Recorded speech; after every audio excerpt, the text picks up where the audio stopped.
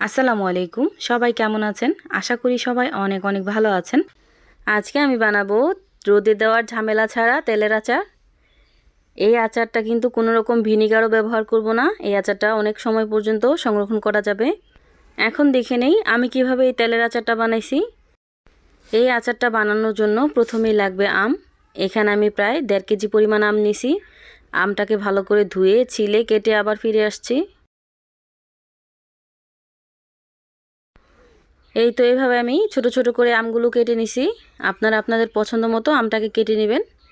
আর ভালো করে আমি পানি ঝরিয়ে নিছি। এই আমটাকে কোনো রকম রোদে দেওয়ারও ঝামেলা নেই।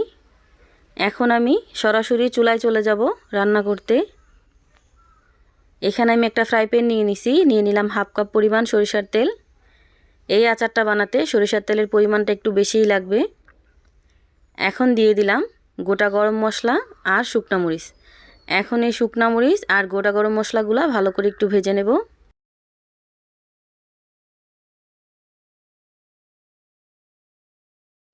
এই তো ভাজা হয়ে গেছে। এখন আমি কেটে রাখা আমের টুকরোগুলো দিয়ে দিব। এখন এই আমগুলো সরিষার তেলের সাথে ভালো করে একটু মিশিয়ে নিব।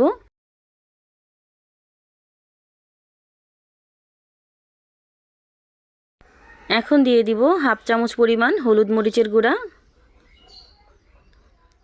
দিয়ে ভালো করে আবার একটু মিশিয়ে নিব।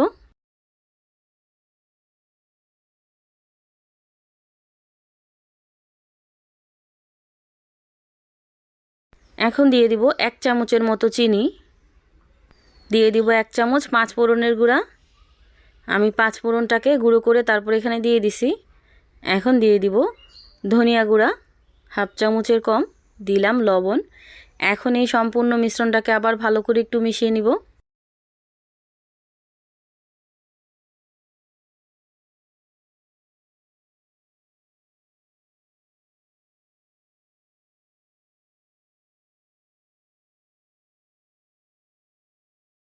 এই আমটা বেশিক্ষণ রান্না করার কোনো প্রয়োজন নেই। আমি প্রায় 5 মিনিটের মতো রান্না করে নিছি। এখন আমি চুলাটাকে অফ করে এভাবে রেখে দেব ঠান্ডা হওয়া পর্যন্ত।